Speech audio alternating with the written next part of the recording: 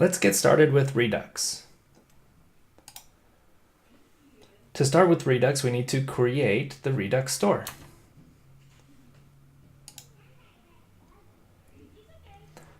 The first step is to import create store from Redux. Create a const variable for our store. We're going to call this store. Then we're going to invoke the create store function. Next, we need to create a mock reducer. So you can see now that we've passed a reducer into the create store function call. We don't have a reducer yet, so let's talk about what that is. The create store function takes in a reducer. A reducer, in its simplest form, is a function that returns an object. The returned object will represent the state tree. Here's a look at what our reducer could look like. As you can see here, this is a function that returns an object. This object is our state tree. This is the data that we want to be able to access from our application. So you can see here we have a title property that has the value of this string. And we're passing that to this function to the create store function invocation. The next step is to wrap our app in. The next step is to wrap the app component in a provider. So we first import provider from React Redux. We wrap the app component inside the provider component.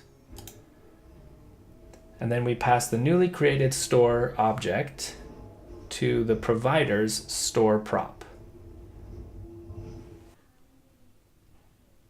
Okay, to get started with Redux, we need to add both the Redux library and the React Redux library.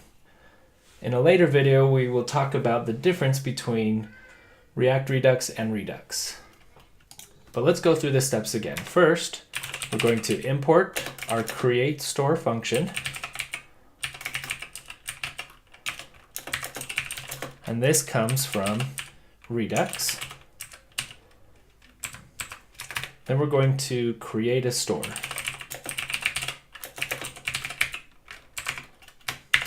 And we pass in a reducer to our store. Next, we need to make sure we have a reducer to pass in. Again, this is a function that returns an object that is our state tree.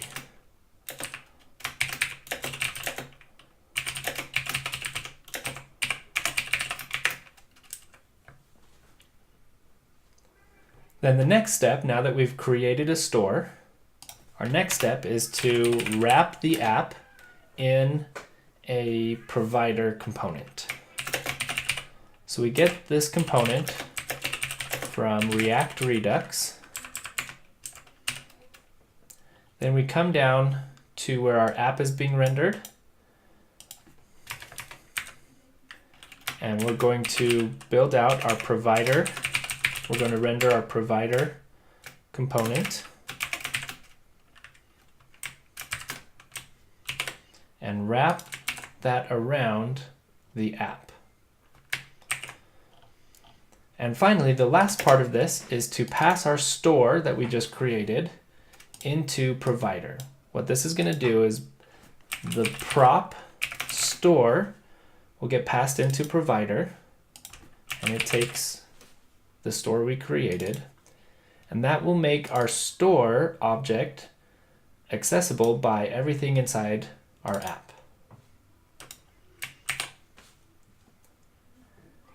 All right, the last part here is for the challenge is for you to go take a peek at this application we just built using the React Dev Tools and take a look at what the provider component looks like, and then answer these questions, write down a few thoughts on what you see, where you've seen similar patterns, and send that to your PM. And that's how we get started with Redux.